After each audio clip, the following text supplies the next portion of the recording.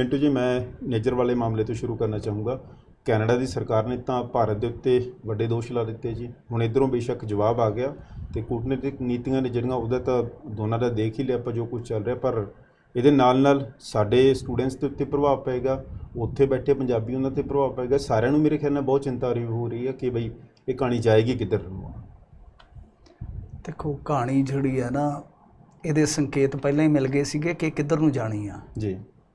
ਵੈਸੇ ਤਾਂ ਇਸ ਵਰ੍ਹੇ 'ਚ ਜੇ ਤੁਸੀਂ ਦੇਖੋਗੇ ਕਿ ਭਾਰਤ ਦੇ ਜਿਹੜੇ ਦੁਸ਼ਮਣ ਗਰਦਾਨੇ ਸੀਗੇ ਜੀ, ਉਹਨਾਂ ਦੀ ਜਿਸ ਤਰ੍ਹਾਂ ਕਿਲਿੰਗ ਹੋਈ ਆ, ਇਹਦੇ 'ਚ ਇੱਕ ਦੋ ਅਸੀਂ ਵੇਖ ਸਕਦੇ। ਕੋਈ ਹੋ ਸਕਦਾ ਕਿ ਉਹ ਹੋਵੇ ਉਹਦੇ 'ਚ ਕੋਈ ਉਹਦੀ ਪਰਸਨਲ ਕੋਈ ਦੁਸ਼ਮਣੀ ਹੋਵੇ, ਕੋਈ ਕੁਛ ਐਸਾ ਵੈਸਾ ਹੋਵੇ, ਪਰ ਇਹ ਲੜੀਵਾਰ ਕਿਲਿੰਗਸ ਹੋਈ ਆ। ਇਹ ਪਤਾ ਨਹੀਂ ਕੀ ਕੈਸਾ ਇਤਫਾਕ ਹੈ ਜੀ। ਉਹਦੇ 'ਚ POK ਵੀ ਆ ਜਾਂਦਾ, ਉਹਦੇ 'ਚ ਵੈਸੇ ਤੋਂ ਡਿਟੇਲ ਇੱਕ ਅਲੱਗ ਤੋਂ ਬਹੁਤ ਵੱਡੀ ਰਿਸਰਚ ਬਣ ਜਾਏਗੀ, ਪਰ ਮੈਂ ਘੱਟੋ ਘੱਟ 7-8 ਮਾਮਲੇ ਤੇ ਇਹ ਜਿਹੜੇ ਆ ਆਪਣੀ ਦ੍ਰਿਸ਼ਟੀ 'ਚ ਰੱਖਦਾ ਵਾਂ ਜੀ, ਕਿਸ ਕਿਸ ਤਰ੍ਹਾਂ ਵਾਪਰੇ ਆ।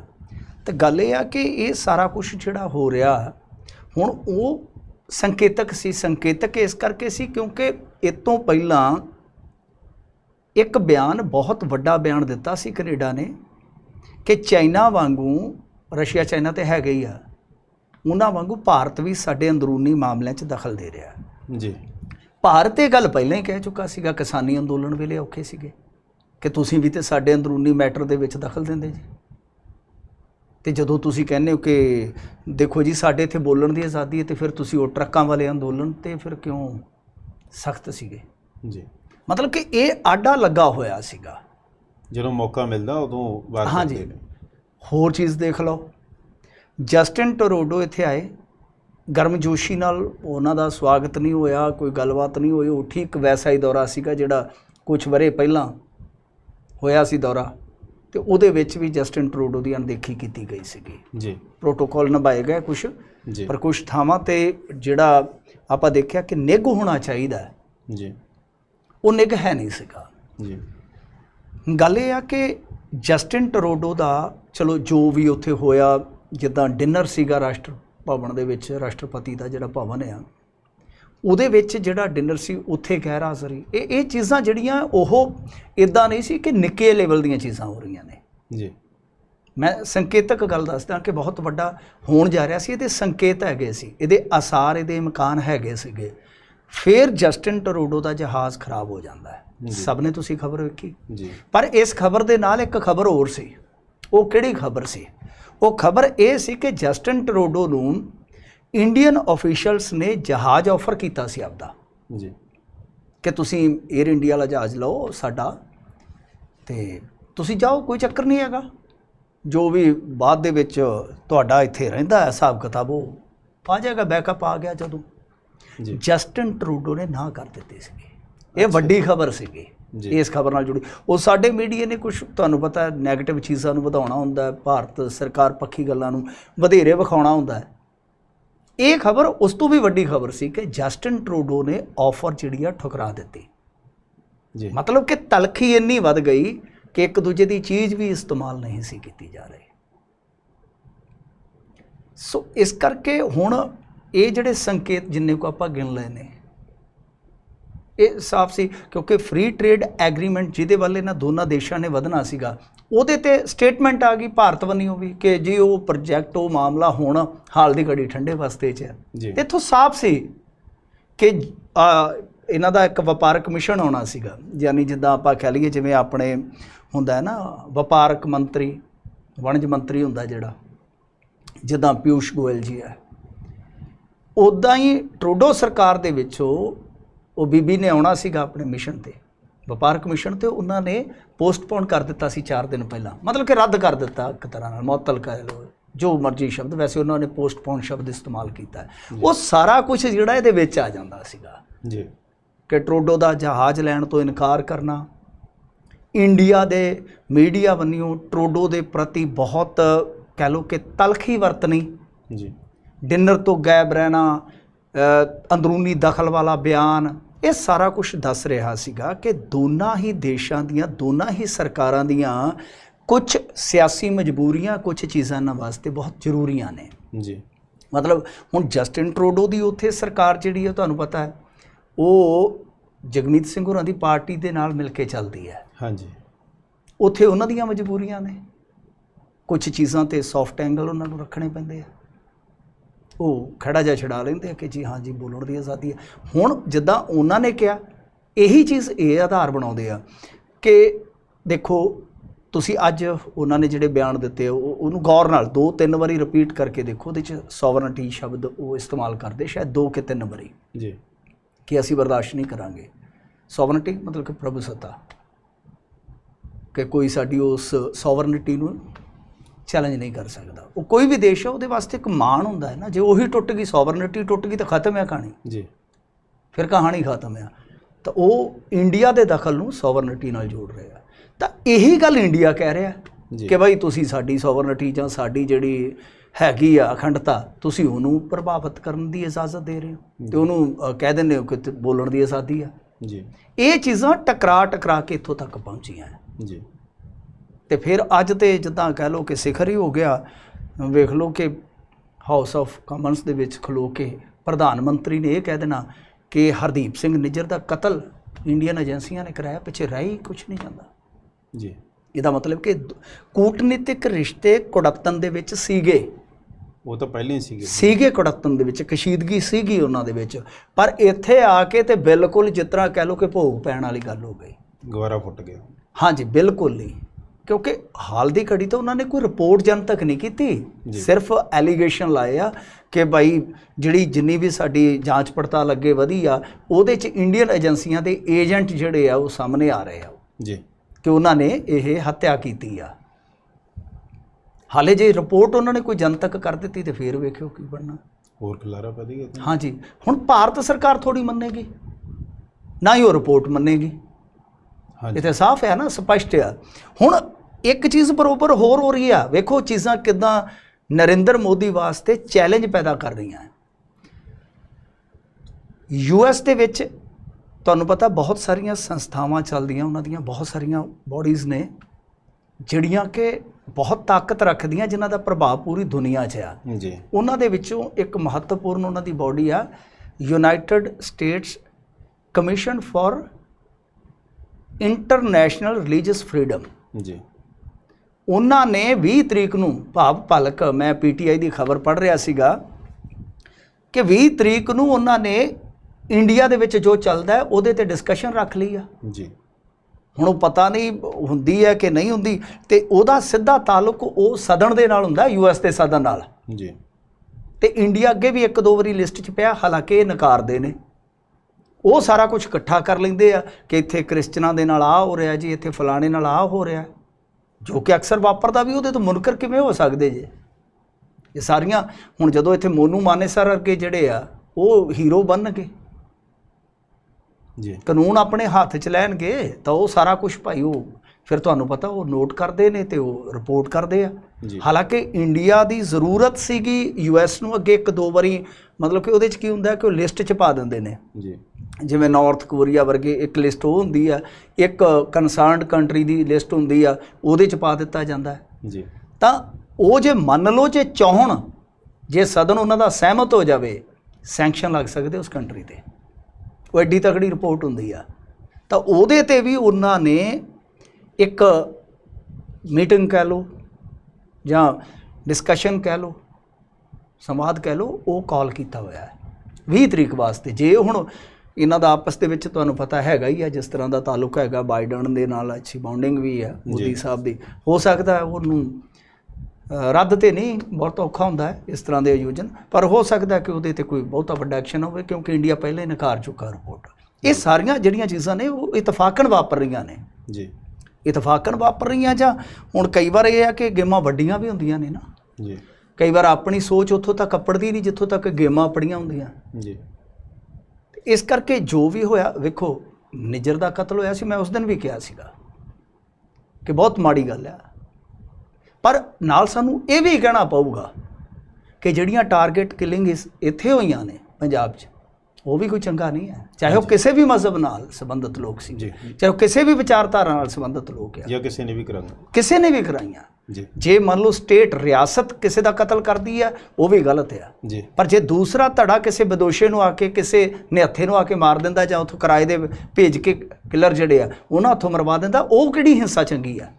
ਅਸੀਂ ਇਸੇ ਕਰਕੇ ਤਾਂ ਕਹਿੰਦੇ ਹਾਂ ਜੀ ਕਿ ਭਾਈ ਇੰਡੀਆ ਜਿਹੜਾ ਸੀਗਾ, ਮੈਨੂੰ ਲੱਗਦਾ ਕਿ ਹੋਰ ਢੰਗ ਨਾਲ ਕੈਨੇਡਾ ਤੇ ਦਬਾਅ ਬਣਾ ਸਕਦਾ ਸੀ, ਉਹਨੇ ਬਣਾਉਣ ਦਾ ਯਤਨ ਵੀ ਕੀਤਾ। ਜੀ ਪਰ ਹੁਣ ਰੌਲਾ ਹੈ ਕਿ ਕੈਨੇਡਾ, ਅਮਰੀਕਾ, ਇਹਨਾਂ ਦਾ ਵੀ ਜੇ ਤੁਸੀਂ ਦੇਖੋਗੇ ਤੇ ਬਈ ਡਿਵੈਲਪਡ ਦੇਸ਼ਾਂ ਦਾ ਵੀ ਇੱਕ ਬਹੁਤ ਵੱਡਾ ਆਪਸ ਦੇ ਵਿੱਚ ਰਿਸ਼ਤਾ ਹੁੰਦਾ ਹੈ ਨਾ। ਜੀ ਜਿਵੇਂ ਪਾਕਿਸਤਾਨ ਦੇ ਮਾਮਲੇ 'ਚ ਤੇ ਭਾਰਤ ਦਾ ਫੌ ਪੈ ਜਾਂਦਾ ਹੈ, ਸਮਝਦੇ ਹੋ ਨਾ, ਕਈ ਥਾਵਾਂ ਤੇ ਕਈ ਮੰਚਾਂ ਤੇ ਚਾਈਨਾ ਉਹਨੂੰ ਬਚਾ ਲੈਂਦਾ ਹੈ, ਪਰ ਉੱਥੇ ਜਿਵੇਂ ਰਸ਼ੀਆ ਦੋਵੇਂ ਪਾਸੇ ਥੋੜ੍ਹਾ ਜਿਹਾ ਤਵਾਜ਼ਨ ਰੱਖ ਲੈਂਦਾ, ਯਾਨੀ ਗੇਮ ਹੈ। ਪਰ ਉਧਰ ਜੇ ਪੱਛਮੀ ਤਾਕਤਾਂ ਵੱਲ ਵੇਖੋਗੇ ਤਾਂ ਉਹ ਫਿਰ ਇੱਦਾਂ ਨਹੀਂ ਨਾ ਹੋ ਸਕਦਾ।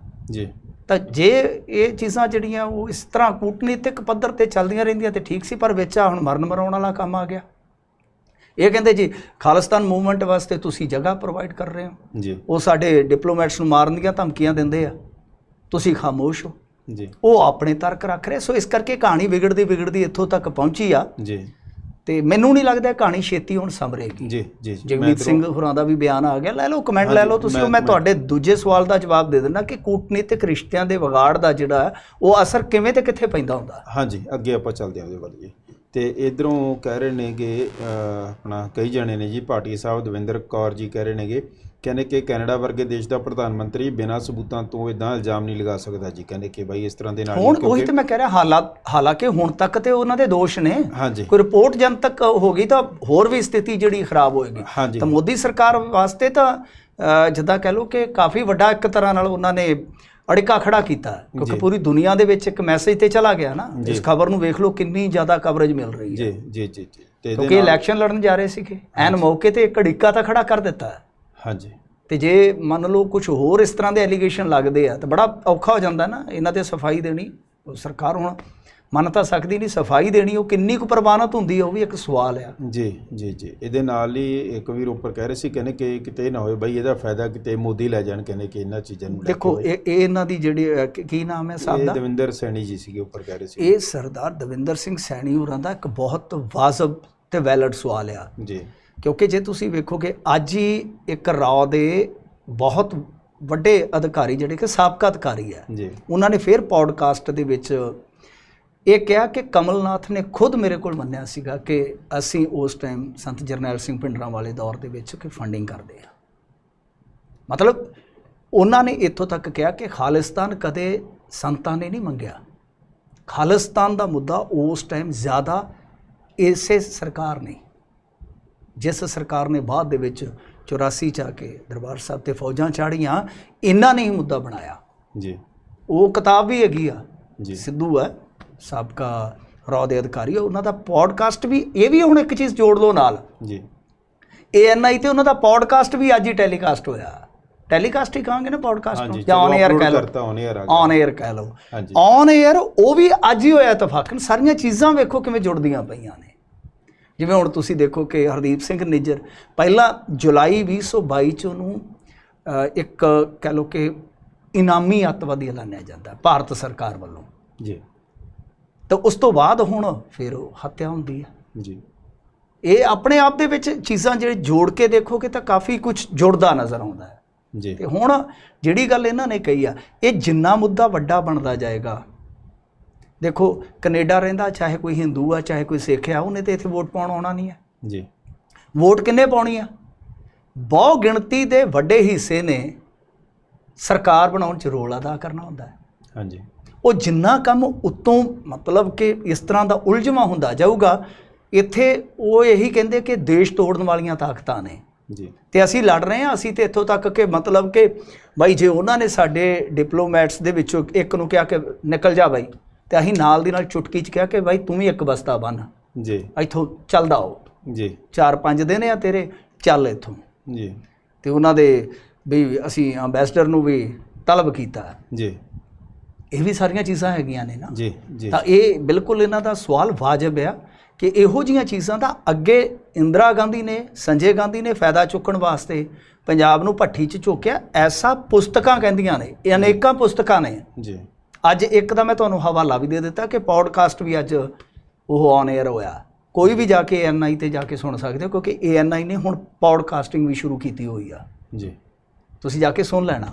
ਮੈਂ ਕੋਈ ਗੱਲ ਗਲਤ ਕੋਟ ਨਹੀਂ ਕਰੂੰਗਾ, ਕਿਉਂਕਿ ਬਹੁਤ ਸੰਵੇਦਨਸ਼ੀਲ ਮਸਲੇ ਹੁੰਦੇ ਨੇ ਅਤੇ ਇਹਦੇ 'ਚ ਤੁਹਾਨੂੰ ਜਿੰਨੀ ਕੁ ਜਾਣਕਾਰੀ ਆ ਉਨੀ ਕੁ ਰੱਖ ਦਿਓ, ਜਿੱਥੇ ਨਹੀਂ ਪਤਾ ਤੇ ਨਾ ਸਹੀ, ਪਰ ਇਹ ਗੱਲਾਂ ਦਾ ਬਿਲਕੁਲ ਅਸਰ ਜਿਹੜਾ ਹੈ ਉਹ ਵੋਟ ਦੀ ਰਾਜਨੀਤੀ ਤੇ ਤਾਂ ਪੈਂਦਾ ਹੀ ਪੈਂਦਾ ਹੈ, ਚਾਹੇ ਉਹ ਕੈਨੇਡਾ ਦੀ ਆ ਤੇ ਚਾਹੇ ਇੰਡੀਆ ਦੀ ਆ। ਜੀ ਜੀ ਜੀ ਜੀ। ਇੱਧਰੋਂ ਅਰਸ਼ ਮੱਲੀ ਵੀ ਇਹੋ ਕਰ ਰਿਹਾ ਜੀ, ਮੋਦੀ ਨੂੰ ਫਾਇਦਾ ਹੋਣਾ ਜੀ, ਕਹਿੰਦੇ ਕਿ ਨੈਸ਼ਨਲਿਜ਼ਮ ਦਾ ਪੁਆਇੰਟ ਕਹਿੰਦੇ ਕਿ ਹੋਰ ਸਟਰੋਂਗ ਹੋ ਹਾਂਜੀ, ਉਹੀ ਅਖੰਡ ਭਾਰਤ ਵਾਲਾ ਉਹਨਾਂ ਦਾ ਤਾਂ ਵੈਸੇ ਹੀ ਜੇ ਤੁਸੀਂ ਵੇਖੋਗੇ RSS ਦੀ ਤਾਂ ਜਿਹੜੀ ਆਈਡੀਓਲੋਜੀ ਆ ਉਹਦਾ ਕੋਰ ਪਿੱਲਰ ਹੀ ਅਖੰਡ ਭਾਰਤ ਹੈ ਨਾ। ਹਾਂਜੀ, ਉਹਦਾ ਕੋਰ ਪਿੱਲਰ ਹੀ ਅਖੰਡ ਭਾਰਤ ਹੈ। ਉਹ ਕਹਿੰਦੇ ਕਿ ਬਈ ਭਾਰਤ ਅਖੰਡ, ਉਹ ਤਾਂ POK ਕਹਿੰਦੇ ਕਿ ਅਸੀਂ ਉਹ ਲੈ ਆਉਣਾ ਜੀ, ਮਤਲਬ ਕਿ ਉਧਰਲਾ ਕਸ਼ਮੀਰ ਹੈ ਜਿਹੜਾ ਪਾਕਿਸਤਾਨ ਦੇ ਕਬਜ਼ੇ ਹੇਠ ਆ, ਉਹ ਕਹਿੰਦੇ ਕਿ ਅਸੀਂ ਤੇ ਇਹ ਵੀ ਰਲਾਉਣਾ ਜੀ, ਅਸੀਂ ਤਾਂ ਅਖੰਡ ਭਾਰਤ ਬਣਾਉਣਾ ਜੀ। ਹੈ। ਹਾਲਾਂਕਿ ਉਹਦੇ ਤੇ ਵੀ ਇੱਕ ਬਹੁਤ ਵੱਡੀ ਬਹਿਸ ਹੈ ਕਿ ਅਖੰਡ ਭਾਰਤ ਕਿੱਥੋਂ ਤੱਕ ਸੋਚਦੇ ਹੋ ਤੁਸੀਂ ਭੂਗੋਲਿਕ ਤੌਰ ਤੇ, ਕਿਹੜੀ ਬਾਉਂਡਰੀ ਹੈ। ਜੀ ਜੀ। ਕਿਉਂਕਿ ਭਾਰਤ ਦੀਆਂ ਬਾਉਂਡਰੀਆਂ ਤਾਂ ਸਦੀਆਂ ਤੱਕ ਵੱਖਰੀਆਂ ਰਹੀਆਂ, ਸਦੀਆਂ ਤੱਕ ਉਹ ਬਦਲਦੀਆਂ ਗਈਆਂ। ਜੀ ਜੀ ਜੀ। ਖੈਰ ਇਹ ਚੀਜ਼ਾਂ ਦਾ ਹੈ, ਵੋਟ ਰਾਜਨੀਤੀ ਨਾਲ ਤੇ ਇਹਨਾਂ ਚੀਜ਼ਾਂ ਦਾ ਕੰਸਰਨ ਹੈਗਾ ਹੀ ਆ ਮਾਨ ਸਾਹਿਬ, ਇਹ ਤੇ ਆਪਾਂ ਨੂੰ ਮੰਨਣਾ ਪਊਗਾ। ਜੀ ਜੀ। ਇੱਕ ਚੀਜ਼ ਹੋਰ ਹੈ ਮਿੰਟੂ ਜੀ, ਜਰਾ ਜਿੱਦਾਂ ਕੈਨੇਡਾ ਨੇ ਕਹਿ ਲਓ ਕਿ US ਨੂੰ ਵੀ ਮੇਰੇ ਖਿਆਲ ਨਾਲ ਦੱਸੀ ਇਹ ਕਹਾਣੀ, ਇੱਧਰੋਂ ਇੱਕ ਕਿਰਨਿੰਦਰ ਜੀ ਚਾਲ ਨੇ ਇਹਨਾਂ ਦਾ ਕਮੈਂਟ ਵੀ ਹੈ, ਕਹਿੰਦੇ ਕਿ ਇੰਡੀਆ ਯੂਕਰੇਨ ਵਾਰ ਆਪਣਾ ਵਾਰ ਦੇ ਵਿੱਚ ਕਹਿੰਦੇ ਕਿ ਇੰਡੀਆ ਤੇ US ਦੀ ਸਪੋਰਟ ਨਹੀਂ ਕੀਤੀ, ਇੰਡੀਆ ਤੇ ਯੂਰਪ ਦੀ ਸਪੋਰਟ ਨਹੀਂ ਕੀਤੀ ਇੰਡੀਆ ਨੇ ਜੀ, ਕਹਿੰਦੇ ਕਿ ਉਸ ਵੇਲੇ ਯੂਕਰੇਨ ਵਾਰ ਦੇ ਵਿੱਚ। ਨਹੀਂ ਦੇਖੋ, ਉਹ ਤਾਂ ਹਰੇਕ ਦੇਸ਼ ਹੈ ਜਿਹੜਾ ਐਡਾ ਵੱਡਾ ਦੇਸ਼ ਹੈ ਉਹ ਆਜ਼ਾਦ ਹੈ ਆਪਣਾ ਸਟੈਂਡ ਉਹ ਰੱਖਣ ਵਾਸਤੇ। ਉਹ ਤਾਂ ਫਿਰ ਐਂ ਆ ਕਿ ਕੱਲ੍ਹ ਨੂੰ ਧੱਕ ਧਕਾ ਕੇ ਕਿਤੇ ਵੀ ਉਹ ਕਿਸੇ ਵੀ ਦੇਸ਼ ਨੂੰ ਮੂਹਰੇ ਲਾ ਲੈਣਗੇ। ਹਾਂਜੀ। ਤਾਂ ਫਿਰ ਉੱਥੇ ਵੀ ਇੱਕ ਦੇਸ਼ ਦੀ ਕਹਿ ਲਓ ਕਿ ਗੜਸ ਦਾ ਮਸਲਾ ਆ ਜਾਂਦਾ ਹੈ ਨਾ ਜੀ। ਐ ਤਾਂ ਫਿਰ ਇਹ ਵੀ ਦਖਲ ਹੀ ਹੈ ਇੱਕ ਤਰ੍ਹਾਂ ਨਾਲ। ਤੁਸੀਂ ਵੀ ਕਹੋ ਕਿਸੇ ਦੇ ਵਿਦੇਸ਼ ਨੀਤੀ ਦੇ ਵਿੱਚ ਵੜ ਕੇ ਕਿ ਤੂੰ ਇੱਧਰ ਸਪੋਰਟ ਕਰ, ਹਾਲਾਂਕਿ ਇਨਡਾਇਰੈਕਟਲੀ ਤਾਂ ਉਹ ਚੀਜ਼ਾਂ ਚੱਲੀਆਂ ਨੇ ਅਤੇ ਇਹਨਾਂ ਨੇ ਫਿਰ ਉਹਦਾ ਜਵਾਬ ਵੀ ਦਿੱਤਾ ਜੀ। ਇਹਨਾਂ ਨੇ ਜਵਾਬ ਦਿੱਤਾ ਕਿ ਤੁਸੀਂ ਆਪ ਤੇ ਚੀਜ਼ਾਂ ਲਈ ਜਾਂਦੇ ਹੋ, ਆਪ ਤੁਸੀਂ ਫਾਇਦੇ ਲੈ ਲੈਂਦੇ ਹੋ, ਸਾਡੇ ਇੱਧਰ ਪਾਬੰਦੀਆਂ ਲਾ ਦਿੰਦੇ ਹੋ ਤੁਸੀਂ। ਗੱਲ ਇਹ ਆ ਕਿ ਉਹ ਠੀਕ ਆ ਕਿ ਕਿਸੇ ਦੇਸ਼ ਦਾ, ਵੈਸੇ ਵੀ ਭਾਰਤ ਤਾਂ ਗੁੱਟ ਨਿਰਲੇਪ ਰਿਹਾ ਬਹੁਤ ਸਮਾਂ, ਜਦੋਂ ਆਹ ਚੱਲਦਾ ਸੀਗਾ ਕੋਲਡ ਵਾਰ ਜੀ, ਉਹ ਤੁਸੀਂ ਪੜ੍ਹਿਆ ਹੀ ਹੋਣਾ ਹੈ ਨਾ ਇਤਿਹਾਸ ਦੇ ਵਿੱਚ, ਜਿਹੜਾ ਉਹ ਕੋਲਡ ਵਾਰ ਐਰਾ ਸੀਗਾ, ਉਸ ਦਰਮਿਆਨ ਭਾਰਤ ਉਹਨਾਂ ਦੇਸ਼ਾਂ ਦੇ ਨਾਲ ਸੀ ਜਿਨ੍ਹਾਂ ਨੂੰ ਗੁੱਟ ਨਿਰਲੇਪ ਦੇਸ਼ ਕਿਹਾ ਜਾਂਦਾ। ਇਹ ਵੀ ਸ਼ਬਦ ਤੁਸੀਂ ਹਿਸਟਰੀ 'ਚ ਪੜ੍ਹਿਆ ਹੋਏਗਾ, ਸਕੂਲਿੰਗ 'ਚ ਵੀ ਹੈਗਾ ਆਪਣੀ 'ਚ। ਜੀ ਜੀ ਜੀ ਜੀ। ਤੇ ਆਪਾਂ ਅੱਗੇ ਵੱਲ ਨੂੰ ਵਧੀਆ ਮਿੰਟੂ ਜੀ, ਇੱਧਰੋਂ ਆਪਣਾ ਪੋਲਿਟਿਕਸ ਇੰਡੀਆ ਇਹ ਕਹਿ ਰਿਹਾ ਸਰ ਇਹਦੇ ਨਾਲ ਇੱਧਰ ਮੋਦੀ ਨੂੰ ਫਾਇਦਾ ਹੋਣਾ, ਕੈਨੇਡਾ ਦੇ ਵਿੱਚ ਟਰੂਡੋ ਨੂੰ ਫਾਇਦਾ ਹੋਣਾ। ਹਾਂਜੀ ਹੈਗਾ, ਲੋਕਾਂ ਨੂੰ ਨੁਕਸਾਨ ਹੈਗਾ। ਉਹ ਤਾਂ ਆਪਾਂ ਅੱਗੇ ਗੱਲ ਕਰਕੇ ਹਟੇ ਹਾਂ ਕਿ ਉਹਨਾਂ ਦੀ ਤਾਂ ਮਜਬੂਰੀ ਆ ਉੱਥੇ। ਹੁਣ ਤੁਸੀਂ ਦੇਖੋ, ਆਪਾਂ ਇਸ ਗੱਲ ਨੂੰ ਅੱਗੇ ਤੋਰ ਲੈਂਦੇ ਹਾਂ ਅਤੇ ਤੁਹਾਡੀ ਗੱਲ ਦੇ ਨਾਲ ਜੋੜ ਲੈਂਦੇ ਹਾਂ। ਹਾਂਜੀ। ਇਸ ਟਾਈਮ ਇੱਕ ਅੰਦਾਜ਼ਾ ਹੈ ਕਿ 9,42,000 ਪੰਜਾਬੀ ਹੈ, ਜ਼ਿਆਦਾਤਰ ਸਿੱਖ ਨੇ ਜੀ। 9,42,000 ਚੋਂ ਵਧੇਰੇ ਸਿੱਖ ਹੀ ਨੇ, ਆਪਾਂ ਨੂੰ ਪਤਾ ਹੈ। ਜੇ ਤੁਸੀਂ ਆਹ ਵੇਖੋਗੇ ਇੱਕ ਸੂਬਾ ਉਹਨਾਂ ਦਾ ਜਿਹੜਾ ਓਨਟਾਰੀਓ, ਹਾਂਜੀ, ਉਹਦੇ ਵਿੱਚ ਤਾਂ ਆਲਮੋਸਟ 4 ਲੱਖ ਹੈ, 4 ਲੱਖ ਚੋਂ ਵਧੇਰੇ ਸਿੱਖ ਨੇ। ਇੱਦਾਂ ਹੀ BC ਆ ਜਾਂ ਹੋਰ ਕੁਛ ਉਹਨਾਂ ਦੇ ਹੈਗੇ ਨੇ ਸੂਬੇ ਜੀ। ਹੁਣ ਉੱਥੇ ਜਿੱਥੇ ਆਬਾਦੀ ਕੁਛ ਕਰੋੜ ਆ, 3 ਕਰੋੜ ਆ, ਅਤੇ ਉਹਦੇ ਵਿੱਚ ਇੱਕ ਕਮਿਊਨਿਟੀ ਜੇ ਆਪਾਂ ਦੇਖੀਏ ਤਾਂ ਜੇ ਉਹ 2-3% ਐਗਜ਼ਿਸਟ ਕਰਦੀ ਆ ਜੀ, ਤੇ ਉਹਦਾ ਪ੍ਰਭਾਵ ਬਹੁਤ ਜ਼ਿਆਦਾ ਹੈ। ਜੀ। ਤੇ ਰਾਜਨੀਤਿਕ ਬੰਦਾ ਕਿੱਧਰ ਭੱਜੂਗਾ ਜੀ? ਜੀ, ਇਹ ਤਾਂ ਸੋਚ ਸਕਦੇ ਆ ਨਾ ਆਪਾਂ। ਹਾਂਜੀ। ਤੇ ਉਹਦਾ ਹੁਣ ਗੱਲ ਇਹ ਆ ਕਿ ਚਲੋ ਠੀਕ ਆ, ਰਾਜਨੀਤਿਕ ਤੌਰ ਤੇ ਉਹਦਾ ਅਸਰ ਕਿਹਦੇ ਵਾਸਤੇ ਫਾਇਦੇਮੰਦ ਹੁੰਦਾ, ਕਿਹਦੇ ਵਾਸਤੇ ਨੁਕਸਾਨਦਾਇਕ ਹੁੰਦਾ, ਉਹ ਤੇ ਬਾਅਦ ਦੀ ਗੱਲ ਹੈ ਨਾ, ਉਹ ਤੇ ਬਾਅਦ ਦੀ ਗੱਲ ਆ। ਪਰ ਜਿਵੇਂ ਹੁਣ ਆਪਾਂ ਦੇਖਦੇ ਹਾਂ ਕਿ ਤੁਹਾਡਾ ਜਿਹੜਾ ਸਵਾਲ ਸੀਗਾ, ਅਸਰ ਕੀ ਪੈਂਦਾ ਕੂਟਨੀਤਿਕ ਰਿਸ਼ਤੇ ਜਦੋਂ ਆਪਾਂ ਕਹਿੰਦੇ ਹਾਂ ਕਿ ਕਿਸੇ ਦੇਸ਼ ਦੇ ਖਤਮ ਹੋ ਗਏ ਜਾਂ ਬਹੁਤ ਜ਼ਿਆਦਾ ਵਿਗੜ ਗਏ, ਤਾਂ ਸਭ ਤੋਂ ਜ਼ਿਆਦਾ ਅਸਰ ਪੈਂਦਾ ਹੁੰਦਾ ਟ੍ਰੇਡ 'ਤੇ। ਜੀ। ਜਿਵੇਂ ਆਪਣਾ ਭਾਰਤ ਅਤੇ ਪਾਕਿਸਤਾਨ ਦਾ ਟ੍ਰੇਡ ਬੰਦ ਹੋਇਆ ਅਤੇ ਆਪਾਂ ਅੱਜ ਖੁਲਵਾਉਣ ਵਾਸਤੇ ਉੱਥੇ ਨਾਅਰੇ ਲਾ ਰਹੇ ਹਾਂ, ਧਰਨੇ ਲਾ ਰਹੇ ਹਾਂ ਕਿ ਯਾਰ ਕਿਰਪਾ ਕਰਕੇ ਤੁਸੀਂ ਇੱਥੋਂ ਵਪਾਰ ਖੋਲ੍ਹ ਦਿਓ। ਕਿਸੇ ਵੀ ਦੇਸ਼ ਨਾਲ ਕੂਟਨੀਤਿਕ ਰਿਸ਼ਤਿਆਂ ਦਾ ਜਿਹੜਾ ਉਹ ਗਰਦਿਸ਼ 'ਚ ਚਲੇ ਜਾਣਾ, ਉਹਦਾ ਪਹਿਲਾ ਅਸਰ ਪੈਂਦਾ ਟ੍ਰੇਡ 'ਤੇ। ਅੱਛਾ, ਇੱਕ ਤੁਹਾਨੂੰ ਇੰਟਰਸਟਿੰਗ ਫੈਕਟ ਦੱਸ ਦਿੰਦਾ ਮੈਂ, 8 ਅਰਬ ਤੋਂ ਵੱਧ ਗਿਆ ਇਹਨਾਂ ਦਾ, 8 ਅਰਬ ਡਾਲਰ 8 ਅਰਬ ਰੁਪਈਏ ਨਹੀਂ, 8 ਅਰਬ ਡਾਲਰ ਤੋਂ ਜ਼ਿਆਦਾ ਦਾ ਵਪਾਰ ਵੱਧ ਗਿਆ ਇਸ ਚਾਲੂ ਵਰ੍ਹੇ ਦੇ ਦੌਰਾਨ, ਭਾਰਤ ਅਤੇ ਕੈਨੇਡਾ ਦਾ। ਦੋਨਾਂ ਦੇਸ਼ਾਂ ਦੀਆਂ ਸਰਕਾਰਾਂ ਦੇ ਰਿਸ਼ਤੇ ਓਨੇ ਨਿੱਘੇ ਨਹੀਂ ਹੈਗੇ ਜੀ, ਪਰ ਜੇ ਤੁਸੀਂ ਪੀਪਲ ਟੂ ਪੀਪਲ ਦੇਖੋਗੇ, ਭਾਰਤ ਅਤੇ ਕੈਨੇਡਾ ਦੇ ਲੋਕਾਂ ਦੇ ਰਿਸ਼ਤੇ ਦੇਖੋਗੇ, ਉਹ ਬੜੇ ਵਧੀਆ ਨੇ। ਹਾਂਜੀ, ਹੈਗਾ ਨਾ? ਬਿਲਕੁਲ ਹੈਗਾ, ਕਿਉਂਕਿ ਇੱਥੇ ਤਾਂ ਸਾਡੀ ਚੋਇਸ ਹੀ ਪਹਿਲੀ ਕੈਨੇਡਾ, ਜੇ ਹਾਂਜੀ, ਜਾਣਾ ਵੀ ਹੈ ਉਹ ਆਪਸ ਦੇ ਵਿੱਚ ਬੜਾ ਨਿੱਘਾ, ਜਿਵੇਂ ਹੁਣ ਆਪਣੇ ਲਹਿੰਦੇ ਤੇ ਚੜ੍ਹਦੇ ਪੰਜਾਬ ਦਾ ਮਸਲਾ ਹੈ, ਇਹਨਾਂ ਦੇ ਆਪਸ ਦੇ ਵਿੱਚ ਬੜੇ ਰਿਸ਼ਤੇ ਨਿੱਘੇ ਨੇ। ਪਰ ਜੇ ਤੁਸੀਂ ਸਰਕਾਰਾਂ ਦੇ ਪੱਧਰ ਤੇ ਵੇਖੋਗੇ ਤੇ ਉੱਥੇ ਨਫ਼ਰਤ ਹੀ ਨਫ਼ਰਤ ਨਜ਼ਰ ਆਏਗੀ ਇੱਕ ਦੂਜੇ ਪ੍ਰਤੀ। ਇੱਕ ਦੂਜੇ ਨੂੰ ਵੇਖ ਕੇ ਸਿਖਾਉਣ ਵਾਲੀ ਗੱਲ ਹੈ ਕਿ ਨਹੀਂ ਵੇਖ ਕੇ ਸਿਖਾਉਂਦੇ। ਹੁਣ ਟ੍ਰੇਡ ਤੇ ਜਿਹੜਾ ਅਸਰ ਪਏਗਾ, ਜਿਵੇਂ ਆਪਾਂ ਦੇਖੀਏ ਇੰਡੀਆ ਬਹੁਤ ਘੱਟ ਦੇਸ਼ਾਂ ਨਾਲ ਹੈ ਜਿੱਥੇ ਟ੍ਰੇਡ ਡੈਫੀਸਿਟ ਦੇ ਵਿੱਚ ਫਾਇਦੇ 'ਚ ਹੁੰਦਾ ਹੈ, ਕੈਨੇਡਾ ਦੇ ਨਾਲ ਫਾਇਦੇ 'ਚ ਹੈ ਜੀ। ਜੇ ਤੁਸੀਂ ਦੇਖੋਗੇ ਚਾਲੂ ਵਰ੍ਹੇ ਦੇ ਵੀ ਅੰਕੜੇ ਆ ਤਾਂ ਉਹਨਾਂ ਦੇ ਨਾਲੋਂ, ਕੈਨੇਡਾ ਦੇ ਨਾਲੋਂ ਜੋ ਕੈਨੇਡਾ ਐਕਸਪੋਰਟ ਕਰਦਾ ਹੈ ਮੁਕਾਬਲਤਨ ਇੰਡੀਆ ਜੋ ਐਕਸਪੋਰਟ ਕਰਦਾ ਹੈ, ਇਹਨਾਂ ਦਾ ਐਕਸਪੋਰਟ ਜ਼ਿਆਦਾ ਹੈ ਜੀ। 8 ਅਰਬ ਡਾਲਰ 'ਚ ਇੰਪੋਰਟ ਘੱਟ ਆ ਰਿਹਾ, ਭਾਵ ਐਕਸਪੋਰਟ ਜ਼ਿਆਦਾ। ਹਾਂਜੀ, ਆਪਣੇ ਇੱਧਰੋਂ ਕਾਫੀ ਕੁਝ ਜਾਂਦਾ ਨਾ, ਲੋਹਾ ਸਟੀਲ ਤੋਂ ਲੈ ਕੇ ਜਿਊਲਰੀ ਬੜੀ ਮਹਿੰਗੀ ਜਾਂਦੀ ਆ ਜੀ। ਇੰਡੀਆ ਦਾ ਤੁਹਾਨੂੰ ਪਤਾ ਨਾ, ਹੀਰੇ ਜਵਾਹਰਾਤ ਦਾ ਬੜਾ ਵੱਡਾ ਬਾਜ਼ਾਰ ਆ, ਪਾਲਿਸ਼ਿੰਗ ਵਗੈਰਾ ਇੱਥੇ ਬਹੁਤ ਜ਼ਿਆਦਾ ਹੁੰਦੀ ਹੈ ਨਾ ਹੀਰਿਆਂ ਨੂੰ, ਜੀ। ਇਹ ਉਧਰ ਨੂੰ ਜ਼ਿਆਦਾ ਐਕਸਪੋਰਟ ਕਰਦੇ ਆ ਜੀ, ਮਤਲਬ ਕਿ ਚੰਦ ਤਗੜੇ ਡਿਵੈਲਪਡ ਦੇਸ਼ ਆ ਜਿੱਥੇ ਟ੍ਰੇਡ ਦੇ ਵਿੱਚ ਇੰਡੀਆ ਫਾਇਦਾ ਹੈ, ਫਾਇਦਾ ਚੱਕਦਾ ਹੈ। ਹੁਣ ਟ੍ਰੇਡ ਤੇ ਸੱਟ ਵੱਜ ਸਕਦੀ ਆ ਜੇ ਇਹ ਤਾਂ ਹੁਣ ਹਾਲ ਦੀ ਘੜੀ ਤਾਂ ਕਲਪਨਾ ਹੈ, ਪਰ ਕਲਪਨਾ ਜਿਹੜੀ ਆ ਮਤਲਬ ਕਿ ਆਪਾਂ ਇੱਕ ਕਿਆਸ ਰਾਈ ਲਾਉਂਦੇ ਆ ਨਾ, ਉਸ ਨੂੰ ਆਪਾਂ ਕਲਪਨਾ ਕਹਿੰਦੇ ਆ ਜੀ, ਕਿ ਇਹ ਕਲਪਨਾਸ਼ੀਲ ਸਵਾਲ ਆ ਕਿ ਇਦਾਂ ਨਹੀਂ ਇਦਾਂ ਹੋ ਸਕਦਾ, ਜੇ ਇਦਾਂ ਹੋਊਗਾ ਤੇ ਇਦਾਂ ਹੋਊਗਾ। ਹੁਣ ਜੇ ਮੰਨ ਲਓ ਆਪਾਂ ਦੇਖੀਏ ਟਰੂਡੋ ਜਦ ਤੱਕ ਹੈਗੇ ਉਦੋਂ ਤੱਕ ਤੇ ਲੱਗਦਾ ਨਹੀਂ ਕਿ ਇਹ ਕੂਟਨੀਤਿਕ ਰਿਸ਼ਤੇ ਜਿਹੜੇ ਆ ਉਹ ਬਗਲਗੀਰ ਹੋ ਜਾਣਗੇ ਆਪੋ ਵਿੱਚ, ਜੀ। ਇਦਾਂ ਹੀ ਚੱਲੂ ਲੱਗਦਾ ਕੈਂਸ ਕੈਂਸ। ਤੇ ਦੂਸਰੇ ਪਾਸੇ ਜੇ ਟ੍ਰੇਡ ਦੇ ਵਿੱਚ ਵੀ ਦੇਖੋਗੇ ਜੋ ਉਹ ਇਧਰ ਨੂੰ ਐਕਸਪੋਰਟ ਕਰਦੇ ਆ, ਉਹ ਕਿਸਾਨੀ ਨਾਲ ਜੁੜੀਆਂ ਚੀਜ਼ਾਂ ਵੀ ਐਕਸਪੋਰਟ ਕਰਦੇ ਆ ਜੀ। ਮਸਲਨ ਤੁਹਾਨੂੰ ਯਾਦ ਹੋਏਗਾ, ਮੈਂ ਇੱਕ ਉਦਾਹਰਨ ਦੇ ਦਿੰਦਾ। ਕੁਝ ਕੁ ਵਰੇ ਪਹਿਲਾਂ ਨਾ ਉਹ ਜਿਹੜੀ ਪੀਲੀ ਦਾਲ ਆਉਂਦੀ ਜਿਹਦੇ ਤੋਂ ਵੇਸਣ ਬਣਦਾ ਜੀ, ਉਹਦੇ ਤੇ ਇੰਡੀਆ ਨੇ 50% ਐਕਸਾਈਜ਼ ਡਿਊਟੀ ਲਾ ਦਿੱਤੀ ਸੀ ਐਕਸਟਰਾ ਜੀ। ਤੇ ਉਦੋਂ ਕੀ ਹੋਇਆ ਸੀਗਾ ਕਿ ਮਜਬੂਰਨ ਜਿਹੜੇ ਉੱਥੋਂ ਦੇ ਨਾ ਕੁਝ ਮਤਲਬ ਕਿ ਸੂਬੇ ਕਹਿ ਲਓ, ਉਹ ਦਾਲਾਂ ਦੂਲਾਂ ਬਹੁਤ ਉਗਾਉਂਦੇ ਨੇ ਜੀ, ਫਲ ਫਰੂਟ ਬਹੁਤ ਉਗਾਉਂਦੇ ਨੇ। ਆਪਾਂ ਦੇਖਿਆ ਨਾ ਆਪਣੇ ਕੈਨੇਡਾ 'ਚ ਉਹ ਬਾਗ 'ਚ ਤੁਰੇ ਫਿਰਦੇ ਹੁੰਦੇ ਪੰਜਾਬੀ ਕਈ ਵਾਰ, ਹਾਂਜੀ, ਵੇਖੇ ਹੋਣਾ ਤੁਸੀਂ, ਕੰਮ ਕਰਦੇ ਨੇ, ਕਿਰਤ ਕਰਦੇ ਨੇ ਜਾ ਕੇ। ਜੀ। ਤਾਂ ਉਹ ਜਿਹੜੀ ਫਿਰ ਉਸ ਟਾਈਮ ਮਜਬੂਰਨ ਇਹਨਾਂ ਨੂੰ ਦਾਲ ਜਿਹੜੀ ਸੀਗੀ ਉਹ ਭੇਜਣੀ ਪਈ ਸੀ ਪਾਕਿਸਤਾਨ, ਬਹੁਤ ਸਸਤੇ ਰੇਟ ਤੇ। ਜੀ। ਹੁਣ ਸਟਾਕ ਤੇ ਕੱਢਣਾ ਨਾ, ਜੀ। ਤੇ ਉਦੋਂ ਕਿਸਾਨ ਪ੍ਰਭਾਵਿਤ ਹੋਇਆ ਸੀ ਤੇ ਇਤਫਾਕਨ ਵੱਡੀ ਕਿਸਾਨੀ ਦੇ ਵਿੱਚ ਉੱਥੇ ਵੱਡਾ ਹਿੱਸਾ ਆਪਣੇ ਪੰਜਾਬੀਆਂ ਦਾ ਵੀ ਹੈ। ਹਾਂਜੀ, ਉੱਥੇ ਵੀ ਅਸਰ ਪੰਜਾਬੀਆਂ ਤੇ ਆ ਜਾਊਗਾ ਜੀ। ਫਿਰ ਟ੍ਰੇਡ ਪ੍ਰਭਾਵਿਤ ਹੋਇਆ, ਉਹਦੇ 'ਚ ਵੀ ਆ ਗਿਆ। ਜੇ ਮੰਨ ਲਓ ਕੱਲ ਨੂੰ ਸਖਤਾਈਆਂ ਹੁੰਦੀਆਂ ਨੇ, ਹੁਣ ਕਿਉਂਕਿ ਕੈਨੇਡਾ ਦੇ ਵਿੱਚ ਸਾਡੇ ਭੈਣ ਭਰਾ ਜਿੰਨੇ ਰਹਿੰਦੇ ਆ ਉਹ ਤੇ ਬੱਚਿਆਂ ਦੀ ਸ਼ਾਦੀ ਵੀ ਇੱਥੇ ਆ ਕੇ ਕਰਦੇ ਨੇ, ਯਾਨੀ ਖੁਸ਼ੀ ਗਮੀ ਦਾ ਸਮਾਗਮ ਵੀ ਇੱਥੇ ਹੁੰਦਾ। ਸਮਝਦੇ ਹੋ ਨਾ, ਸਿਆਲਾਂ 'ਚ ਕਿੰਨੇ NRI ਆਉਂਦੇ ਜਿਨ੍ਹਾਂ ਦੇ ਬੱਚੇ ਬੱਚੀਆਂ ਦੇ ਇੱਥੇ ਸ਼ਾਦੀ ਹੁੰਦੀ ਆ ਜੀ। ਕਈ ਵਾਰ ਦੁੱਖ ਦੇ ਮਾਹੌਲ 'ਚ ਆਉਣਾ ਪੈਂਦਾ। ਤਾਂ ਉਹ ਜੇ ਸਖਤਾਈਆਂ ਹੁੰਦੀਆਂ ਤੇ ਉਹਦਾ ਵੀ ਅਸਰ ਪੰਜਾਬੀਆਂ ਤੇ। ਜੇ ਕੱਲ ਨੂੰ ਕੋਈ ਸਟੂਡੈਂਟ ਵੀਜ਼ਾ ਨੀਤੀ, ਤੇ ਵੈਸੇ ਉੱਥੇ ਤਾਂ ਤੁਸੀਂ ਦੇਖਿਓ ਪੋਲਿਟਿਕਸ ਦੇ ਵਿੱਚ ਇਹ ਹੁੰਦਾ ਹੈ ਨਾ ਕਿ ਕੁਝ ਸੂਬੇ ਜਸਟਿਨ ਟਰੂਡੋ ਦਾ ਹੋ ਸਕਦਾ ਵਿਰੋਧ ਵੀ ਕਰ ਦੇਣ, ਜਿੱਥੋਂ ਦਾ ਕਿਸਾਨ ਪ੍ਰਭਾਵਿਤ ਹੋਏਗਾ ਜਾਂ ਜਿੱਥੋਂ ਦੀ ਇਕਨੋਮੀ ਡਾਇਰੈਕਟਲੀ ਟ੍ਰੇਡ ਪ੍ਰਭਾਵਿਤ ਹੋਣ ਦੀ ਸੂਰਤ 'ਚ ਉਹ ਨੁਕਸਾਨੀ ਜਾਏਗੀ, ਉਹ 'ਤੇ ਰੌਲਾ ਪਾਉਣਗੇ।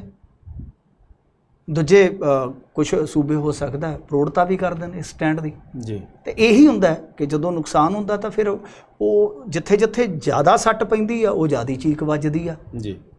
ਤੇ ਦੂਜੀ ਗੱਲ ਜਿਹੜੀ ਹੈ ਸਟੂਡੈਂਟਾਂ ਵਾਲੀ, ਸਟੂਡੈਂਟਾਂ ਦੀ ਤਾਂ ਕਮਾਈ ਜਾਂਦੀ ਆ ਉੱਥੇ। ਜੇ ਐਵਰੇਜ ਅੱਜ ਲਾ ਲਈਏ ਆਪਾਂ ਵੀ 1 ਲੱਖ ਸਟੂਡੈਂਟ ਵੀ ਜਾਂਦਾ, ਵੈਸੇ 1 ਲੱਖ ਨਹੀਂ ਜਾਂਦਾ ਹੋਣਾ, ਮੈਨੂੰ ਲੱਗਦਾ 50,000 ਜਾਂਦਾ ਹੋਵੇਗਾ ਕਿ ਲੱਖ, ਚਲੋ ਲੱਖ ਹੀ ਲਾ ਲਓ ਤੇ ਲੱਖ ਨੂੰ ਸਿੱਧਾ 25 ਲੱਖ ਨਾਲ ਕਰ ਲਓ ਤੁਸੀਂ ਗੁਣਾ। ਹਾਂਜੀ, ਜ਼ਿਆਦਾ 25 ਲੱਖ ਐਵਰੇਜ ਲੱਗਦਾ ਹੈ ਨਾ ਇੱਕ ਬੱਚੇ ਦਾ, ਲੱਗ ਜਾਂਦਾ ਜੀ ਆਰਾਮ ਨਾਲ। ਤੇ ਕਿੰਨਾ ਹੋ ਗਿਆ? 25,000 ਕਰੋੜ ਹੋ ਗਿਆ ਨਾ। 25,000 ਕਰੋੜ ਰੁਪਈਆ ਤੇ ਸਿੱਧਾ ਸਾਲ ਦਾ ਜਾਂਦਾ ਉਹਨਾਂ ਨੂੰ। ਸੋ ਇਹ ਤਾਂ ਹਾਲੇ ਨਹੀਂ ਹੈ ਕਿ ਕਿਉਂਕਿ ਉਹ ਤਾਂ ਫਿਰ ਉਹਨਾਂ ਨੂੰ ਕੌਮੀ ਪੱਧਰ ਤੇ ਪਾਲਿਸੀ ਕੋਈ ਚੇਂਜ ਕਰਨੀ ਪਊਗੀ ਵੀਜ਼ਾ ਵੂਜ਼ਿਆਂ ਬਾਰੇ। ਵੈਸੇ ਰਿਫਿਊਜ਼ਲ ਦੇ ਆਪਾਂ ਘੜੇ ਅੱਗੇ ਵੀ ਰੱਖੇ ਆ ਕਿ ਕਿੰਨੇ ਜਾ ਰਹੇ ਆ। ਤਾਂ ਜੇ ਮੰਨ ਲਓ ਆਪਾਂ ਦੇਖੀਏ ਤਾਂ ਉਹ ਉਹਨਾਂ ਦੀ ਵੀ ਇਕਨੋਮੀ ਦੇ ਵਿੱਚ ਜਾ ਕੇ ਤੇ ਯੋਗਦਾਨ ਪੈਂਦਾ ਹੈ ਨਾ ਜੀ। ਸੋ ਇਸ ਕਰਕੇ ਉਹਦੇ 'ਤੇ ਹਾਲੇ ਆਪਾਂ ਕੋਈ ਵੱਡਾ ਅੰਦਾਜ਼ਾ ਨਹੀਂ ਲਾ ਸਕਦੇ, ਪਰ ਟ੍ਰੇਡ 'ਤੇ ਜੇ ਅਸਰ ਪੈਂਦਾ ਤਾਂ ਉਹਦਾ ਅਸਰ ਤਾਂ ਪੈ ਸਕਦਾ ਹੈ ਨਾ। ਸਖਤਾਈਆਂ ਜੇ ਹੁੰਦੀਆਂ ਨੇ ਤੇ ਤਦ ਵੀ ਅਸਰ ਕਿਤੇ ਨਾ ਕਿਤੇ ਕਹਿ ਲਓ ਉਸ ਕਮਿਊਨਿਟੀ 'ਤੇ ਜ਼ਿਆਦਾ ਪੈਂਦਾ। ਜਿਹੜੇ ਉਸ ਦੇਸ਼ ਦੇ ਵਿੱਚੋਂ ਗਏ ਹੁੰਦੇ ਨੇ ਜਾਂ ਜਿਨ੍ਹਾਂ ਦੇ ਆਪਣੇ ਉੱਥੇ ਰਹਿ ਰਹੇ ਹੁੰਦੇ ਨੇ। ਜੀ ਜੀ ਜੀ ਜੀ ਜੀ ਇੱਧਰੋਂ ਹਰਪ੍ਰੀਤ ਜੀ ਕਰੇ ਜੀ ਕੈਨੇਡਾ ਦੇ ਆਪਣਾ ਵੀਜ਼ੇ ਦੇ ਤੱਕ ਨਹੀਂ ਪ੍ਰੋਬਲਮ ਆਉਂਦੀ ਜੀ, ਕਹਿੰਦੇ ਕਿ ਬਾਈ ਹਾਂਜੀ ਇਹ ਤੇ ਹਾਂ ਮੈਂ ਵੀ ਮੰਨਦਾ ਹਾਂ ਕਿ ਇੰਨੀ ਜਲਦੀ ਨਹੀਂ ਉੱਥੇ, ਇੰਨੀ ਜਲਦੀ ਕਿਉਂਕਿ ਉਹਨਾਂ ਦੀ ਵੀ ਆਪਾਂ ਇਹ ਦੇਖਦੇ ਨੇ ਕਿ ਕੈਨੇਡਾ ਦੇ ਸਟੂਡੈਂਟ ਥੋੜ੍ਹੀ ਇੱਥੇ ਆਉਂਦੇ ਨੇ ਪੜ੍ਹਨ, ਜੀ ਜਾਂਦੇ ਤਾਂ ਇੱਧਰੋਂ ਹੈ ਤੇ ਫਾਇਦਾ ਉਹਦੇ ਵਿੱਚ ਉਹਨਾਂ ਨੂੰ ਫਾਇਦਾ ਜ਼ਿਆਦਾ ਮਿਲਦਾ ਜੀ ਜੀ ਸਿੱਖਿਆ ਦੇ ਸੈਕਟਰ 'ਚ। ਜੀ ਜੀ ਜੀ ਤੇ ਪੋਲਿਟਿਕਸ ਪੰਜਾਬ ਕਰੇ ਬਾਈ ਜੀ ਕੈਨੇਡਾ ਦੀ ਇਲੈਕਸ਼ਨਸ ਦੇ ਵਿੱਚ ਇਹਨਾਂ ਨੇ ਦਖਲ ਦਿੱਤਾ ਸੀ ਜੀ, ਤਾਂ ਕਰਕੇ ਸਟੈਪ ਲਿਆ ਜੀ ਅਗਲੇ ਨੇ, ਇਹ ਕਹਿ ਰਹੇ ਨੇਗੇ। ਤੇ ਨਹੀਂ ਕੈਨੇਡਾ ਦੇ ਪਿਛਲੇ ਇਲੈਕਸ਼ਨ 'ਚ ਹੋ ਸਕਦਾ ਪਿਛਲੇ ਇਲੈਕਸ਼ਨ ਦੀ ਗੱਲ ਪਿਛਲੇ ਇਲੈਕਸ਼ਨ 'ਚ ਤੇ ਚਾਈਨਾ ਦਾ ਜ਼ਿਆਦਾ ਨਾਂ ਵੱਜਿਆ ਸੀਗਾ ਨਾ ਜੀ, ਕਿ ਚਾਈਨਾ ਨੇ ਬਾਈ ਉੱਥੇ ਆਪਣਾ ਕਿਤੇ ਨਾ ਕਿਤੇ ਆ ਕੇ ਪ੍ਰਭਾਵ ਵਰਤਿਆ। ਉਹ ਯੂਕੇ 'ਚ ਵੀ ਦੋਸ਼ ਲੱਗਿਆ ਤੇ ਯੂਐਸ ਦੇ ਵਿੱਚ ਤਾਂ ਰੌਲਾ ਵੀ ਪਿਆ ਸੀਗਾ ਜੀ ਉਦੋਂ ਰਸ਼ੀਆ ਦਾ ਪੈ ਗਿਆ ਸੀਗਾ ਡੋਨਾਲਡ ਟਰੰਪ ਵੇਲੇ, ਜੀ ਤੇ ਚਾਈਨਾ ਦਾ ਤਾਂ ਰੌਲਾ ਪੈਂਦਾ ਹੀ ਪੈਂਦਾ ਹੈ ਨਾ। ਹਾਂਜੀ ਪਿਛਲੇ ਇਲੈਕਸ਼ਨ 'ਚ ਜਦੋਂ ਜਸਟਿਨ ਟਰੂਡੋ ਦੁਬਾਰਾ ਬਣੇ ਨੇ ਪ੍ਰਧਾਨ ਮੰਤਰੀ, ਉਸ ਇਲੈਕਸ਼ਨ 'ਚ ਤੇ ਮੈਂ ਸੁਣਿਆ, ਹੁਣ ਦਾ ਪਤਾ ਨਹੀਂ ਕੋਈ ਕਿਸੇ ਸੂਬੇ ਦਾ ਹੋਵੇ ਜਾਂ ਕੋਈ ਉਪਚੋਣ ਹੋਵੇ ਉਹਦਾ ਨਹੀਂ ਮੈਨੂੰ ਪਤਾ। ਜੀ ਜੀ ਜੀ ਜੀ ਇੱਧਰੋਂ ਕਹਿੰਦੇ ਕਿ ਸਾਡੇ ਪਿੰਡਾਂ ਦੇ ਮੁੰਡੇ ਕੁੜੀਆਂ ਤਾਂ ਕੈਨੇਡਾ ਦੇ ਟਰੂਡੋ ਨੂੰ ਆਪਣਾ ਕਹਿੰਦੇ ਕਿ ਬੈਸਟ ਪ੍ਰਧਾਨ ਮੰਤਰੀ ਮੰਨਦੇ ਨੇ ਜੀ, ਕਹਿੰਦੇ ਕਿ ਹਾਂ ਬਾਈ ਪਪੂਲਰ ਤਾਂ ਬਹੁਤ ਨੇ ਵੈਸੇ ਇਹ ਚੀਜ਼ ਤਾਂ ਹੈ। ਰੌਲਾ ਤੇ ਹੈ ਨਾ ਮਾਨ ਸਾਹਿਬ, ਉਹ ਇਹ ਚੀਜ਼ਾਂ ਨੇ ਕਿ ਜਿੱਥੇ ਆਪਾਂ ਨੂੰ ਚੰਗਾ ਲੱਗਦਾ ਕੋਈ ਬੰਦਾ ਉੱਥੇ ਦੂਸਰੇ ਨੂੰ ਚੰਗਾ ਲੱਗੇ। ਉੱਥੋਂ ਦਾ ਜਿਹੜਾ ਲੋਕਲ ਬੰਦਾ ਹੈ ਜਾਂ ਜਿਹੜੇ ਪੁਰਾਣੇ ਬੰਦੇ ਆ ਟੈਕਸ ਪੇਅਰ ਆ ਵੱਡੇ, ਉਹ ਉਹਨਾਂ ਨੂੰ ਪੁੱਛ ਲਓ, ਉਹ ਕਹਿੰਦੇ ਬੇੜਾਗਰ ਕਰਤਾ ਸਾਡਾ ਇਹਨੇ। ਹਾਂਜੀ ਇਹਨੇ ਮਤਲਬ ਕਿ ਖੁੱਲਾ ਖੇਡ ਫਰੂਕਾਬਾਦੀ ਖੇਡ ਕੇ ਤੇ ਸਾਡੇ ਵਾਸਤੇ ਕੰਡੇ ਬੀਜਦੇ ਜੀ। ਉਹ ਕਹਿੰਦੇ ਆ ਕਿ ਅਸੀਂ ਇੱਥੋਂ ਟੈਕਸ ਦਿੰਦੇ ਹਾਂ ਮੋਟਾ, ਤੇ ਜੋ ਸਹੂਲਤਾਂ ਸਾਨੂੰ ਪਹਿਲਾਂ ਮਿਲਦੀਆਂ ਸੀ ਉਹ ਹੁਣ ਬਹੁਤ ਮਤਲਬ ਕਿ ਇੰਤਜ਼ਾਰ ਤੋਂ ਬਾਅਦ ਮਿਲਦੀਆਂ ਨੇ, ਫੌਰੀ ਨਹੀਂ ਮਿਲਦੀਆਂ ਜੀ। ਉਹ ਆਪਣੇ ਪੱਖ ਤੋਂ ਸੋਚਦੇ। ਇਹੀ ਹੁੰਦਾ ਕਿ ਕਿਸੇ ਵਾਸਤੇ ਕੋਈ ਲੀਡਰ ਜਿਹੜਾ ਹੈ ਉਹ ਬਈ ਮੁਜੱਸਮਾ ਹੁੰਦਾ ਹੈ ਕਿ ਯਾਰ ਇਹ ਤਾਂ ਇੱਕ ਚੈਂਪੀਅਨ ਬੰਦਾ, ਤੇ ਉਹੀ ਲੀਡਰ ਕਿਸੇ ਦੀ ਨਜ਼ਰ ਦੇ ਵਿੱਚ ਮਿੱਟੀ ਵੀ ਹੋ ਸਕਦਾ ਜੀ, ਡਿਪੈਂਡ ਕਰਦਾ ਜੀ। ਜੀ ਜੀ ਇੱਧਰੋਂ ਭਾਂਵਰ ਜੀ ਆਏ ਕਰੇ ਜੀ, I think Trudeau will not win next election, ਕਹਿੰਦੇ ਕਿ ਜੀ ਇੰਡੀਆ ਤੇ ਘੱਟੋ ਘੱਟ ਇਹੀ ਸੋਚ ਰਿਹਾ ਹੋਏਗਾ ਕਿ ਜਸਟਿਨ ਟਰੂਡੋ ਹਟੇ, ਤੇ ਜੇ ਕੰਜ਼ਰਵੇਟਿਵ ਵੀ ਆ ਗਏ ਤੇ ਉਹ ਜ਼ਿਆਦਾ ਚੂੜੀ ਕੱਸਦੇ ਹੁੰਦੇ ਜੇ, ਮੈਂ ਤੁਹਾਨੂੰ ਵੀ ਦੱਸਦਾ। ਤਾਂ ਹੀ ਉਹ ਟਰੂਡੋ ਜਿਹੜਾ ਨਾ ਚਹੇਤਾ ਪੰਜਾਬੀਆਂ ਦਾ ਜ਼ਿਆਦਾ, ਜੀ ਕੰਜ਼ਰਵੇਟਿਵ ਆ ਜਾਂਦੇ ਤਾਂ ਫਿਰ ਚੂੜੀ ਟਾਈਟ ਕਰ ਦਿੰਦੇ ਹੁੰਦੇ। ਹਾਂਜੀ ਹਾਂਜੀ ਹਾਂਜੀ ਦਲਜੀਤ ਜੀ ਕਹਿ ਰਹੇ ਆ ਬਾਈ ਲਓ ਬਾਈ, ਕਹਿੰਦੇ ਕਿ ਕੁੱਲ ਮਿਲਾ ਕੇ ਬੀਜੇਪੀ ਤੇ ਗੋਦੀ ਮੀਡੀਆ ਨੂੰ ਏਜੰਡਾ ਮਿਲ ਗਿਆ ਜੀ, ਕਹਿੰਦੇ ਕਿ ਸਾਡੇ ਵਾਲੇ ਕਹਿ ਰਹੇ ਆ ਇਹਨਾਂ ਦੀ ਆਈਡੀਆ ਹੈ, ਕਹਿੰਦੇ ਕਿ ਮਿੰਟੂ ਵੀਰ ਜੀ ਕੈਨੇਡਾ ਪਾਕਿਸਤਾਨ ਦੇ ਨਾਲ ਤਾਂ ਵਪਾਰ ਬੰਦ ਕਰ ਸਕਦਾ ਜੀ, ਪਰ ਇੰਡੀਆ ਵਾਲੇ ਚੀਨ ਦੇ ਨਾਲ ਕਿਉਂ ਨਹੀਂ ਵਪਾਰ ਬੰਦ ਕਰਦੇ ਬਾਈ, ਕਹਿੰਦੇ ਕਿ ਮੇਰੇ ਖਿਆਲ ਨਾਲ ਬਾਈ ਡਿਪੈਂਡੈਂਟ ਹੀ ਬਹੁਤ। ਨਹੀਂ ਇੰਡੀਆ, ਮੈਂ ਨਾ ਇੱਕ ਅੰਕੜਾ ਦੇਖ ਕੇ ਹੈਰਾਨ ਰਹਿ ਗਿਆ ਪਿਛਲੇ ਦਿਨੀ ਕਿ ਚਾਈਨਾ ਦੇ ਕੋਲ ਨਦੀਆਂ ਦਾ ਸਭ ਤੋਂ ਵਧੀਆ ਨੈਟਵਰਕ ਆ ਜੀ। ਚਾਈਨਾ ਦੇ ਕੋਲ ਸਭ ਤੋਂ ਜ਼ਿਆਦਾ ਜਲ ਸਰੋਤ ਹੈ ਇਸ ਖਿੱਤੇ 'ਚ ਜੀ, ਤੇ ਸਭ ਤੋਂ ਉਪਜਾਊ ਇਲਾਕਾ ਵੀ ਹੈਗਾ ਉਹਨਾਂ ਦੇ ਕੋਲ ਖੁੱਲਾ। ਤੇ ਮੈਂ ਜਦੋਂ ਵੇਖਿਆ ਉਹਨਾਂ ਦੇ ਟ੍ਰੇਡ ਦੇ ਵਿੱਚ ਕਿ ਬਈ ਇਹ ਚੌਲ ਚੂਲ ਕਿੱਥੋਂ ਲੈਂਦੇ ਆ, ਕਮਾਲ ਦੀ ਗੱਲ ਹੈ ਕਿ ਜ਼ਿਆਦਾਤਰ ਉਹ ਮਸਾਲੇ ਯਾਨੀ ਜਿਹੜੀਆਂ ਚੀਜ਼ਾਂ ਪਾਣੀ ਤੋਂ ਵਧੇਰੇ ਪੈਦਾ ਹੁੰਦੀਆਂ, ਪਾਣੀ ਜ਼ਿਆਦਾ ਉਹਨਾਂ 'ਚ ਖਪਤ ਹੁੰਦਾ ਹੈ, ਤਾਂ ਉਹ ਇੰਡੀਆ ਤੋਂ ਖਰੀਦ ਰਹੇ ਆ। ਤੇ ਬਦਲੇ 'ਚ ਉਹ ਇਲੈਕਟ੍ਰੋਨਿਕ ਸਮਾਨ ਇਹ ਉਹ ਤੁਹਾਡੇ ਸਾਹਮਣੇ ਮੋਬਾਈਲ ਮਾਰਕੀਟ ਹੀ ਉਹਨਾਂ ਦੀ ਹੈ। ਇਹਨਾਂ ਨੇ ਕਿੰਨਾ ਜ਼ੋਰ ਲਾ ਲਿਆ ਕਿ ਚਾਈਨਾ ਦੀ ਮੋਨੋਪਲੀ ਤੋੜ ਦਈਏ ਮੋਬਾਈਲ ਦੇ ਵਿੱਚੋਂ। ਆਪਾਂ ਇੱਕ ਮੋਬਾਈਲ ਦੀ ਮਿਸਾਲ ਲੈ ਲੈਂਦੇ ਹਾਂ, ਆਹ ਵੀਵੋ ਹੈ ਜੀ, ਆਹ ਰੀਅਲਮੀ ਹੈ, ਆਹ ਓਪੋ ਹੈ, ਕਦੇ ਆਪਣੇ ਹੁੰਦੇ ਸੀ ਮਾਈਕਰੋਮੈਕਸ ਹੈ ਜੀ, ਲੈਮਨ ਵੀ ਹੁੰਦਾ ਸੀ, ਲੈਮਨ ਆ, ਫਲਾਣਾ ਲੈਮਨ ਆ, ਉਹ ਤਾਂ ਮਸੰਮੀ ਵਾਲਾ ਕੰਮ ਹੀ ਬਣ ਗਿਆ, ਉੱਥੇ ਨਿਚੋੜੇ ਗਏ ਉਹ ਵਰਡ ਕੱਪ ਕੁੱਪ ਜੇ ਕਰਾ ਕੇ ਮੈਨੂੰ ਲੱਗਦਾ ਕ੍ਰਿਕਟ ਵਾਲੇ ਭੱਜ ਗਏ ਬਾਅਦ 'ਚ, ਉਹ ਨੱਸ ਗਏ ਬਸ, ਉਹ ਬਾਜ਼ਾਰ ਹੀ ਖਤਮ ਹੋ ਗਿਆ। ਜੀ। ਮੋਦੀ ਸਾਹਿਬ ਐਸੇ ਆਏ ਕਿ ਛਾ ਗਿਆ ਚਾਈਨਾ। ਅੱਜ ਤੁਸੀਂ ਦੇਖ ਲਓ ਕਿ ਹਰੇਕ ਬੰਦੇ ਦੇ ਹੱਥ 'ਚ ਤਕਰੀਬਨ ਚਾਈਨਾ ਵਾਲਾ ਫੋਨ ਹੈ ਜਾਂ ਆਈਫੋਨ ਹੈ। ਤੇ ਇਹ ਹੁਣ ਹਾਲਤ ਬਣੀ ਪਈ ਆ ਕਿ ਇੰਡੀਆ ਵਪਾਰ ਬੰਦ ਨਹੀਂ ਕਰ ਸਕਦਾ, ਕਿਉਂਕਿ ਆਪਣੀ ਮਾਰਕੀਟ ਹੀ ਬਹੁਤ ਹੱਦ ਤੱਕ ਉਹਨਾਂ ਦੇ ਸਮਾਨ 'ਤੇ ਨਿਰਭਰ ਕਰਦੀ ਆ ਜੀ। ਅਸੀਂ ਲੜੀਆਂ ਤੱਕ ਤਾਂ ਚਾਈਨਾ ਵਾਲੀਆਂ ਲਾਉਂਦੇ ਹਾਂ ਘਰ 'ਚ। ਉਹ ਹੈਗਾ ਉਹ ਸਾਧ, ਮਤਲਬ ਕਿ ਜਿਹੜਾ ਤਿੱਖਾ ਜਿਹਾ ਦੇਖਦਾ, ਉਹ China boycott, China festival season ਆਉਣ ਵਾਲਾ ਹੈ ਨਾ, ਹੁਣ ਉਹਨੇ ਆ ਜਾਣਾ, ਚਾਈਨਾ ਦਾ ਬਾਈਕਾਟ ਕਰ ਦਿਓ, ਚਾਈਨਾ ਦਾ ਬਾਈਕਾਟ ਕਰ ਦਿਓ। ਅਤੇ ਉਹ ਜਿਹੜੇ ਅਗਾਂਹ ਫਾਰਵਰਡ ਕਰ ਰਹੇ ਹੁੰਦੇ ਆ ਵਟਸਐਪ 'ਤੇ, ਉਹ ਜ਼ਿਆਦਿਆਂ ਕੋਲ ਚਾਈਨਾ ਵਾਲਾ ਹੀ ਫੋਨ ਹੁੰਦਾ ਹੈ। ਸਾਡੇ ਕੋਲ ਬਹੁਤ ਹੱਦ ਤੱਕ ਕਹਿ ਲਓ ਕਿ ਆਪਣਾ ਮਾਰਕੀਟ ਜਿਹੜਾ ਹੈ ਉਹ ਖੁੱਲ੍ਹਾ ਰੱਖਣ ਤੋਂ ਸਿਵਾ ਚਾਰਾ ਹੀ ਹੈ ਨਹੀਂਗਾ ਚਾਈਨਾ ਤੋਂ ਇਲਾਵਾ। ਤਾਂ ਉਹ ਜਾਨੀ ਜਿੱਥੇ ਮਤਲਬ ਕਿ ਚਲਾਕੀ ਹੈ ਉਹਨਾਂ ਦੀ, ਜਿੱਥੇ ਉਹਨਾਂ ਦਾ ਪਾਣੀ ਬਚਦਾ ਉਹ ਇੱਥੋਂ ਚੀਜ਼ਾਂ ਜਿਹੜੀਆਂ ਨੇ ਇੰਪੋਰਟ ਕਰ ਲੈਂਦੇ ਆ, ਜਿੱਥੇ ਪੈਸਾ ਜ਼ਿਆਦਾ ਕਮਾਉਣਾ ਹੈ ਉਹ ਚੀਜ਼ਾਂ ਉਹ ਐਕਸਪੋਰਟ ਕਰਦੇ ਨੇ ਇੰਡੀਆ। ਜੀ ਜੀ ਜੀ ਜੀ ਜੀ ਜੀ। ਤੇ ਬਾਕੀ ਵੀਰ ਬਣੇ ਬਾਰ-ਬਾਰ ਕਮੈਂਟ ਨਾ ਕਰੋ ਜੀ। ਹਰਪ੍ਰੀਤ ਸਿੰਘ ਮੰਗਲੀ, ਦੇਖੋ ਗੱਲ ਇਹ ਹੈ ਕਿ ਖਾਲਿਸਤਾਨ ਦੀ ਕਹਿੰਦੇ ਕਿ ਇਕਨੋਮਿਕ ਪਾਲਿਸੀ ਤੇ ਇੰਟਰਨਲ ਸਿਕਿਉਰਿਟੀ ਕਿਵੇਂ ਦੀ ਹੋਵੇਗੀ ਬਈ, ਇਹ ਨਹੀਂ ਮੁੱਦਾ ਸਰ, ਨਹੀਂ ਇਹ ਤਾਂ ਹੈ। ਖਾਲਿਸਤਾਨ ਵਾਲਿਆਂ ਤੋਂ ਪੁੱਛੋ, ਜਿਹੜੇ ਜੀ। ਖਾਲਿਸਤਾਨ ਦਾ ਬਈ ਸੰਕਲਪ ਜਿਹੜਾ ਹੈ ਜੀ ਜੀ ਉਹ ਲੈ ਕੇ ਆ ਰਹੇ ਨੇ ਤੁਹਾਡੇ ਸਾਹਮਣੇ, ਤੁਸੀਂ ਉਹਨਾਂ ਤੋਂ ਪੁੱਛੋ। ਉਹਨਾਂ ਤੋਂ ਪੁੱਛੋ। ਜੀ ਜੀ ਕੁਲਵਿੰਦਰ ਟਿਵਾਣਾ ਜੀ ਕਹਿ ਰਿਹਾ ਆਈਫੋਨ ਦੇ ਪਾਰਟ ਵੀ ਤਾਂ ਚਾਈਨਾ ਬੰਦੇ ਨੇ ਜੀ। ਹਾਂਜੀ ਅੱਛਾ, ਬਿਲਕੁਲ ਚਲੋ ਗੱਲ ਵਧੀਆ। ਸਹੀ। ਉਹ ਤਾਂ ਚਲੋ ਇੰਡੀਆ 'ਚ ਸ਼ਿਫਟਿੰਗ ਹੋਈ ਆ ਇਹਨਾਂ ਦੀ, ਹਾਂਜੀ, ਉਹ ਤਾਂ ਹੌਲੀ ਹੌਲੀ ਸ਼ਿਫਟਿੰਗ ਹੋ ਰਹੀ ਆ। ਜੀ ਜੀ।